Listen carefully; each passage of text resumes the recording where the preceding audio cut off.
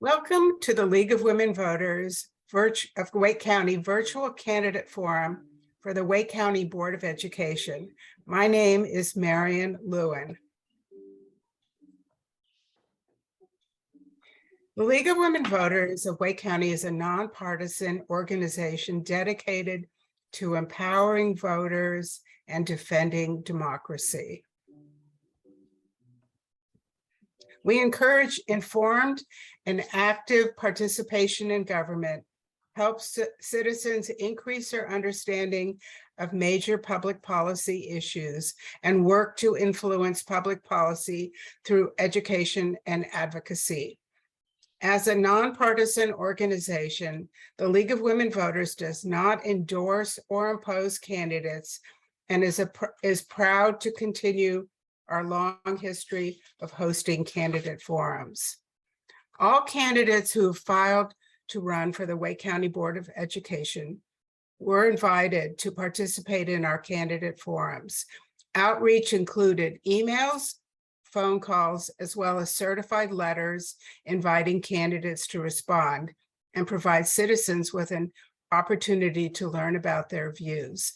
Thank you to the candidates who are with us today.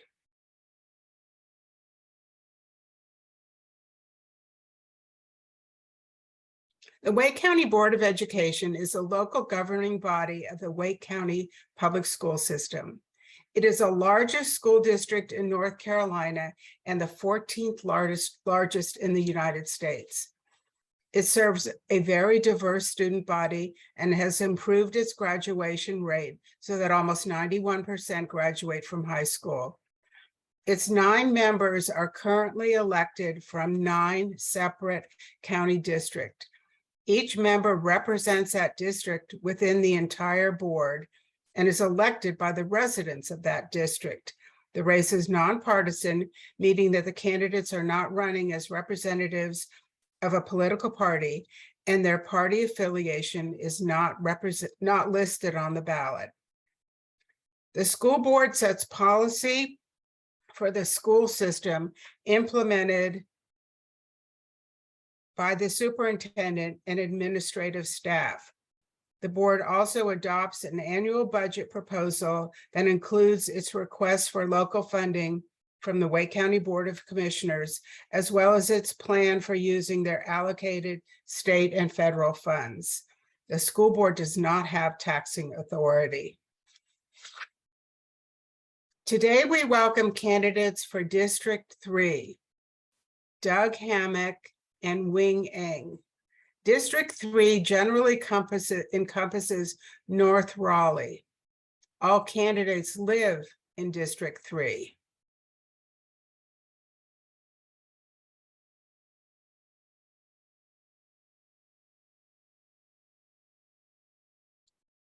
Welcome, Doug and Wing. Thank you for joining us today. We will ask every candidate for the Wake County Board of Education the same questions. The questions will cover a range of issues relevant to the scope of the board. Before we begin, I'd like to verify with the candidates that they have not received the questions in advance. Can you confirm? That is true. We have not received them. That's correct. Thank you. You now have 2 minutes for an opening statement. Please include in your remarks why you choose to run for school board and what makes you a good candidate for this position. Doug Hammock, please go ahead.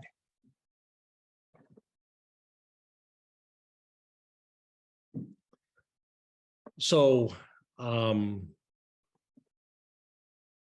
when I was asked to run for school board, had it been any other office, I would have said no, but education has a special place in my heart. My family system when I was young was kind of in decline, and we were skating near the edge of poverty, and our family kind of peaked in the 50s.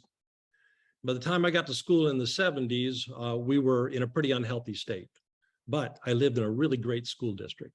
And consequently, the teachers in that school helped reset the trajectory of my life. And I owe a debt to them. When I was young, I told myself a story that I had worked really hard. When I got older, I realized, yeah, I owed a debt to the teachers. When I got older still, I owed a debt to the county and to the state that had funded my teachers well and set them up to succeed on my behalf. And so now I'm old and I'm looking for an opportunity to give back what was given to me when I was young.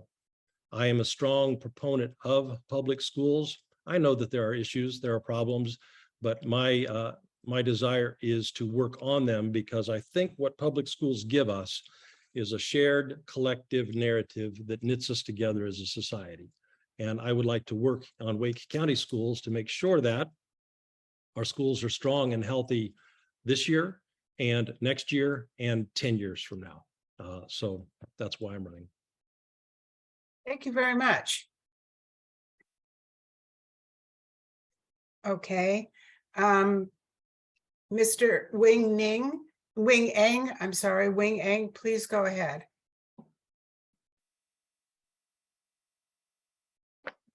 Good afternoon. My name is Wing Ing, just a background, I am a first-generation Chinese American. I came from Hong Kong when I was 8 years old, and I owe a lot to the public education. I came not knowing a word of English.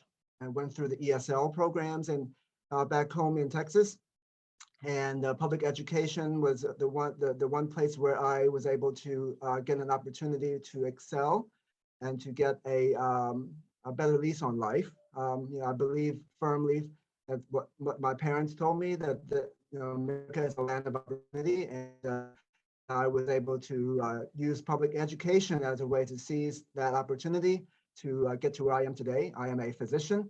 I've been working here in the Raleigh area for 17 years, and I have 2 children. And my first child has Down syndrome.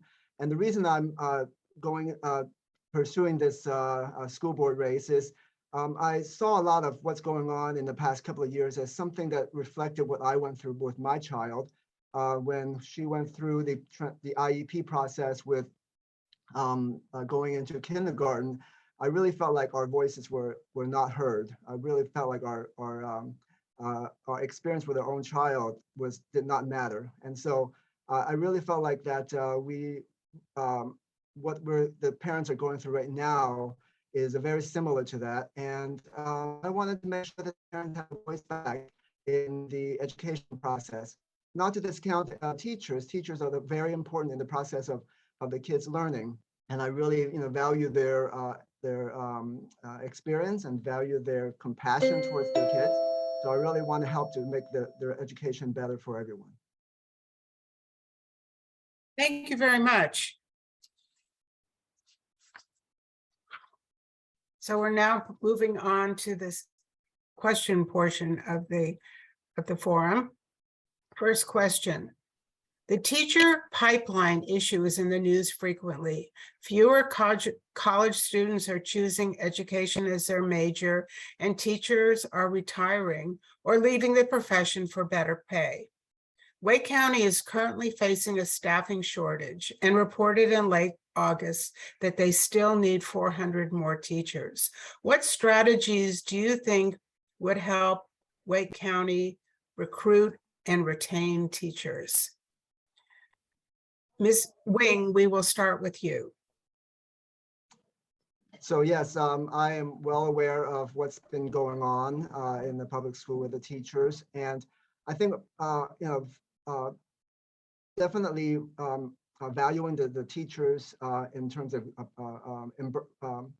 funding their salaries is very important. But I think there's a lot of intangibles that comes along with the teaching profession, just being heard, being supported by the administration, being provided resources. There's teachers are just the epitome of compassion towards others, and they're using their own money to buy supplies and even clothing for their children, for the students, and it's they don't have much of enough to live off of to begin with. So we really, as a support our teachers, need to provide more resources for them and also to have the parents and people in the community go alongside them to be able to hear what their needs are, what resources they need, so that we can provide them outside of the school system. But certainly within the school, if we have budget money to provide resources for the teachers, that will be helpful. But I think really tapping into the resources from the community through the parents and through the community organizations, that will be really helpful to keep the teachers from burning out. I think also supporting them in the training that they need to be successful in their teaching career, and that's important. And so I really think that providing these intangibles will help them to stay in the schools. Thank you. We now move. Now it is Doug Hammock's turn to respond. Doug? So we value education in our family, and my daughter has the temperament to be a great teacher. And when she was at Millbrook High School, considering her career, she came and asked me, and it was a very difficult thing for me to say, sweetie, I think you need to be a nurse. I think you need to not be a teacher. And the primary reason is you can't make a living and buy a home. You can't rent a home effectively. You can't live in Wake County on what teachers make. So the pipeline issue is affected by pay. Now that's not something the school board has much power over. That's set at the state level. The county has done a great job making up for the state's deficit, but still there are limits to what can happen at the county level. So I think obviously pay. I think the other issue has to do with working conditions. As there are fewer teachers and there is more short staffing, as there are fewer adults in the building, fewer teachers assistants, fewer reading specialists, fewer school counselors. As that happens, more gets loaded onto teachers, and so that they're often covering someone else's class during their period. So working conditions is an issue. But I think the primary thing that the school board can do is change the narrative of respect. There has been a tremendous amount of disrespect hurled at teachers lately. Teachers are actually the foundation of everything we want in our society. We want social solidarity. We want, and that starts with teachers. We want economic prosperity. That starts with teachers. We want to have a shared educational system that gives us informed citizenry. That starts with teachers. And so I think we restore back a narrative of respect to our teachers that's been lacking the last several years. Thank you. Now we'll move on to the second question. Capital expenses are paid for with local property taxes. Building new schools must be carefully considered due to the high cost of land and construction materials. Throughout Wake County, we have some schools that are under-enrolled and others that are overcrowded. What are your suggestions for how best to balance the school population and fully utilize our existing infrastructure? Doug, you may go first. The existing school board and county commission has done a great job of setting up the 7-year rolling plan and has been able to look ahead at where we're going to need new schools, but also where we're going to need upfits. And so having that set out as a 7-year plan does give us a strategy. The problem has been we are spending half of our county resources covering what is mandated under our state's constitution to be taken care of by the state. So half of the money that we spend at the county level is going toward the operational expenses, paying our teachers, paying for teaching assistants, those kinds of things. And so consequently, that 7-year plan has been underfunded, not because the county's not willing, but because the state hasn't been funding it at the level that they're required to. So I think one of the things that we have to do is start informing people about where these decisions are made, what happens with the capital expenditures. Now, that said, within the constraints that are imposed upon us by the state, I think there are also things that we can be thinking about. Shifting that the priority set within that 7-year plan from new construction to upfits, so that we built a lot of our schools in the 90s because that's when our growth surge was happening, and they've got a 40 to 50 year time span. So they're going to be coming up pretty soon for major upfits that are necessary. And I think if we begin working for more retrofit, fewer new schools, which we can do because our population, our young people population has slowed down. We're not living in the 90s anymore. So I think shifting resources toward upfits, I think making sure that we are working with the state for funding, those are the things that would be priorities. Thank you very much. Wing, if you would like to go ahead.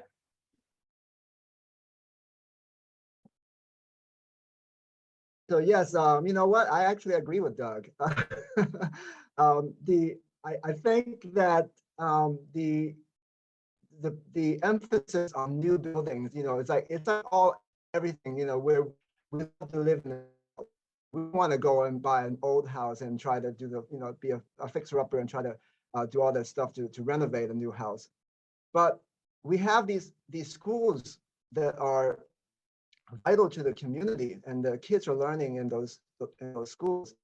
We really need to focus more resources to renovating the schools that are there in existence. There are schools that Doug and I both know that are just very old. There are trailers outside to accommodate more students, and there are safety issues that come into play with those that we can't fix by unless we do some renovations and modifications to make those schools safer.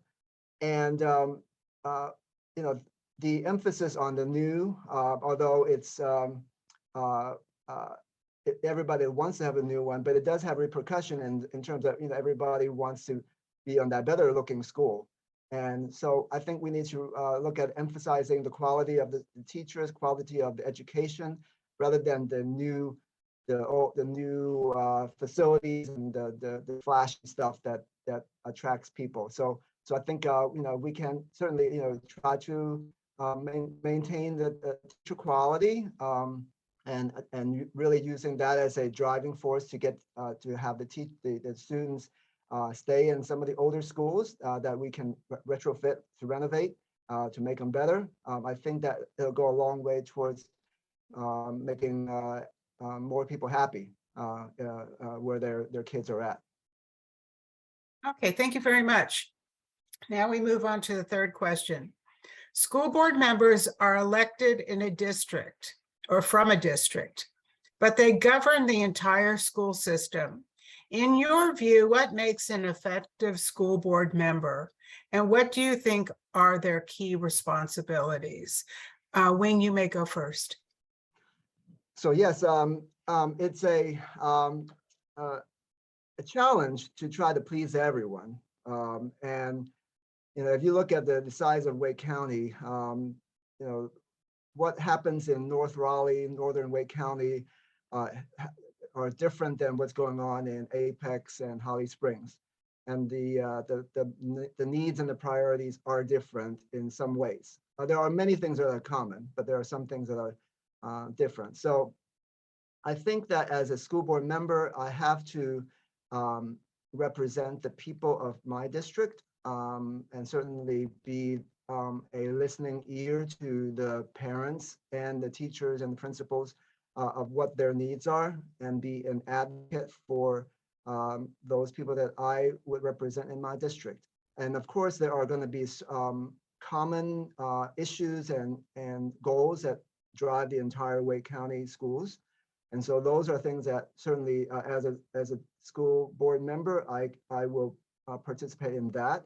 But I think first and foremost, I want to make sure that the people in my district, the parents, the teachers, and the principals are heard. Okay, thank you very much. Doug, you may go ahead.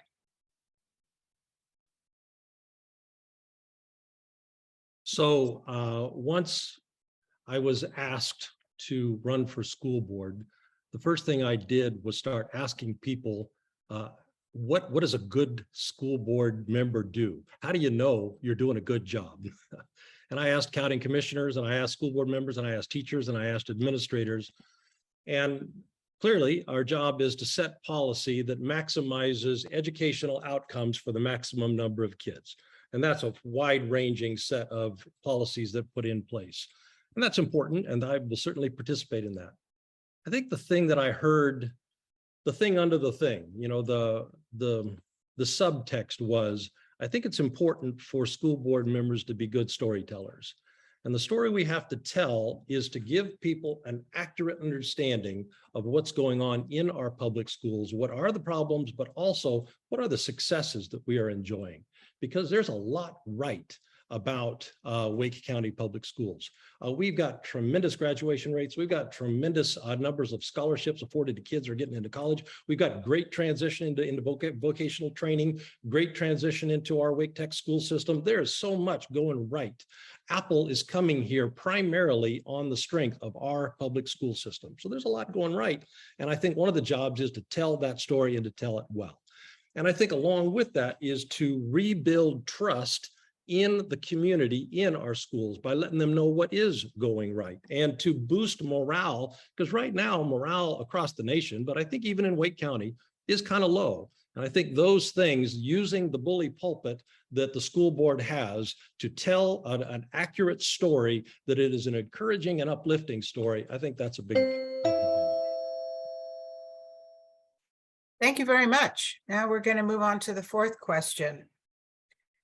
North Carolina ranks 39th in the nation for per pupil expenditures and 38th in teacher pay.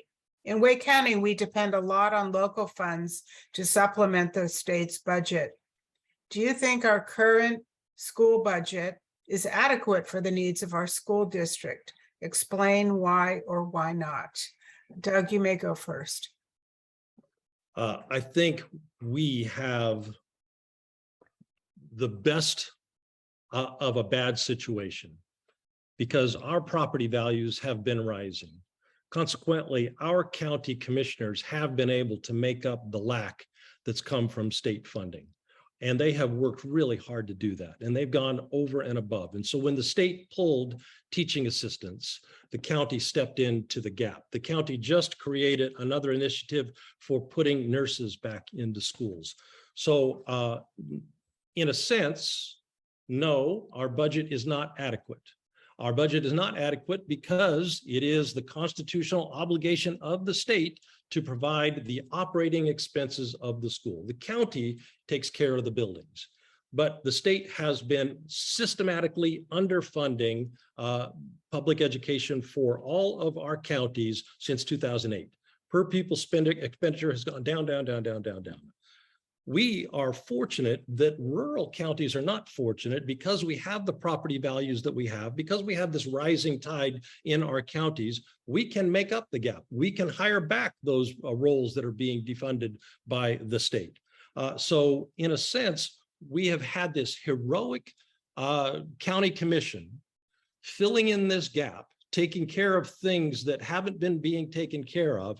But even so, there are limits to what can happen at the county level, because what we're doing is we are sending our tax money to the state. They are constitutionally obligated to send it back to us in the form of a basic education for every child.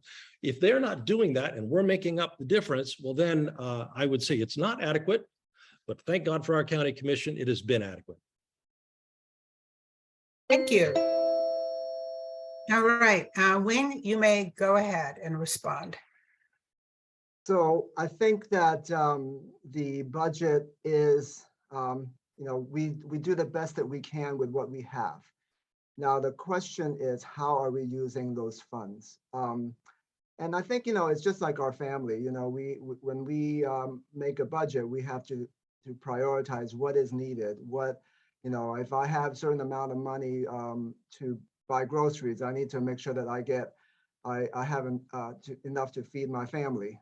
So I think we have to prioritize to what is the most essential. And I think what's most essential is the education of our children. And so if I'm elected, I want to look at the budget and see, okay, exactly where the money is going and what works and what doesn't work in terms of ultimately helping the kids learn. And if there are certain things that are not effective, let's look at it. Why is it not effective, and what can we do to make them better? Or if it's really, irrevocable,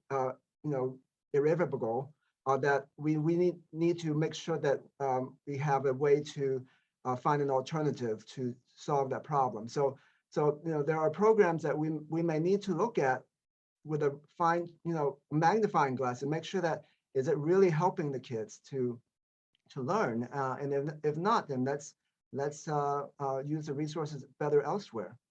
That's how I would look at the budget. Okay, thank you very much. Now we're going to move to the fifth and final question. School safety and security is a complex topic with various organizations and interest groups tackling the issue from different angles, but clearly everyone is concerned about school safety.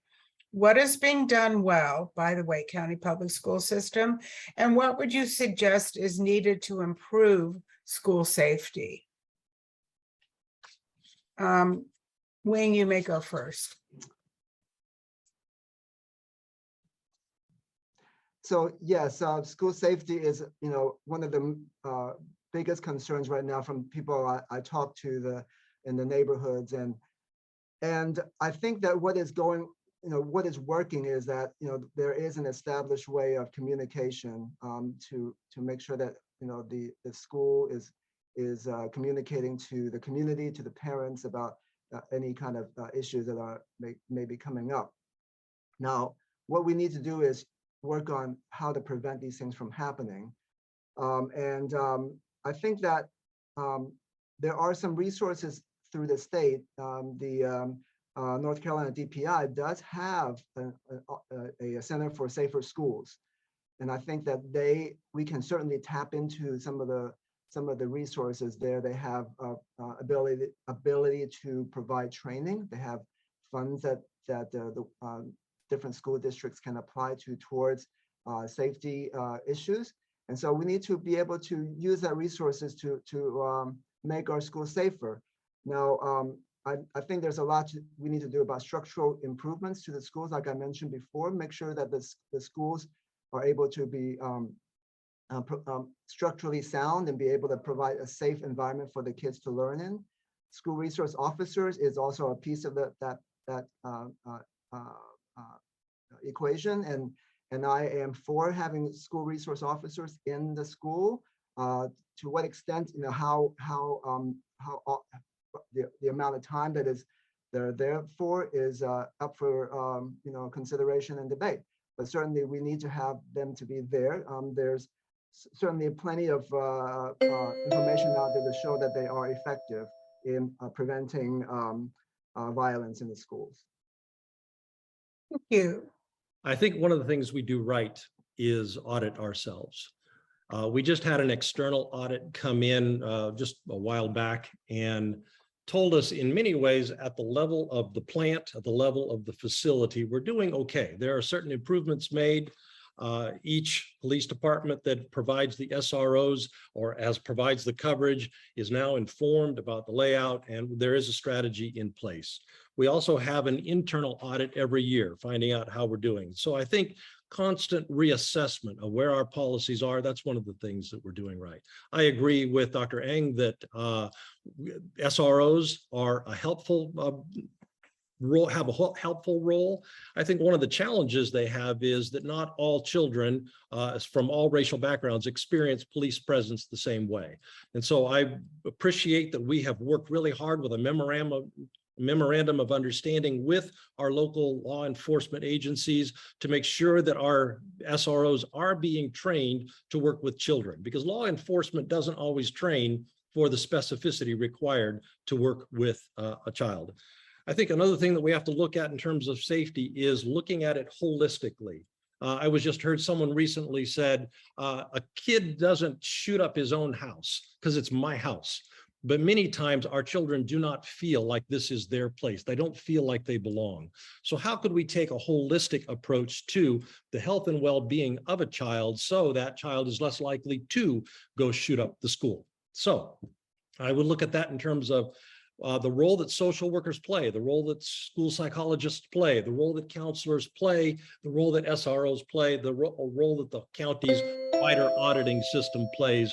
All of those things have a role in how we prevent the kinds of things that we've seen recently in our nation. Thank you.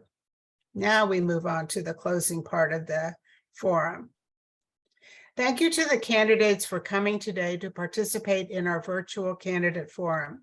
We recognize that running and serving in elected office is a considerable commitment of time, energy, and often sacrificed opportunities.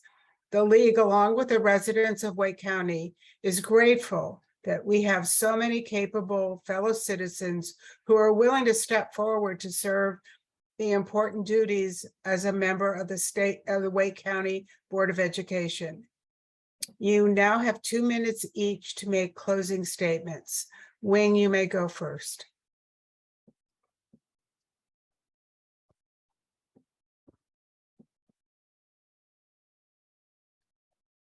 So thank you so much for this opportunity to speak to the League of Women Voters. I am truly honored to have this opportunity. I think that, ultimately my hope is that I can give back to my community.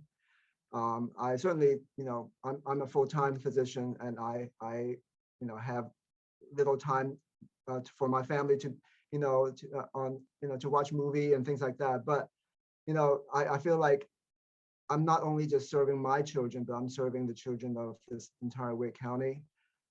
So, I had a great experience in public education, and I just want to make sure that our kids here in the county have that same opportunity for a great education. And, this is the, triangle research area that has so many job opportunities. I really want to make sure that our kids, when they graduate from these schools, will have the ability to go on to either college education, be well-trained for that, also be well prepared for any kind of job that they want to pursue, even if they do not go to college. And so, we want them to be all competitive in the job market of the future. And I feel like, by my participating in the school board, I'm hoping that I can play a part in that. And so, I hope that people will consider voting for me and look at if your values align with mine. Thank you so much. Thank you. And Doug. So 2 agricultural metaphors. The first one is eating our seed corn.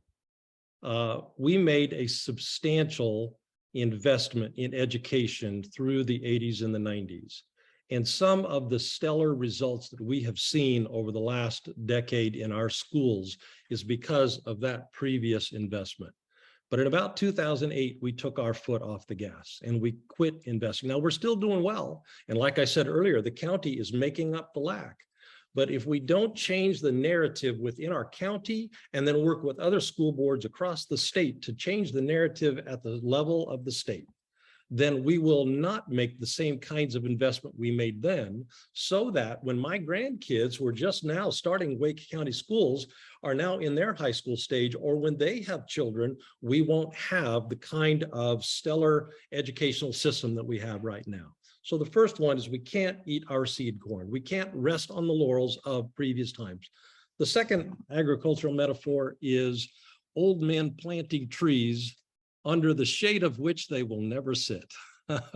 And now I'm one of those old men, and I want to invest now in something that will not happen for 10 years, for 20 years, we will have a healthy Wake County school system for the children who are not even born yet. And they will be experiencing the same kind of opportunity and preparation for life that I experienced, that my kids experienced in Wake County schools, and we will have that, and it will go on in perpetuity. That's my hope. I think that's what old guys are supposed to do. Thank you very much. As we end our forum, we would like to encourage you to visit our website, vote411.org, to learn more about the candidates on your ballot and to find out the latest information on early voting, as well as polling place hours and locations. Please make your own plan to vote and encourage others to vote in the upcoming election. And thank you for joining us. Stop.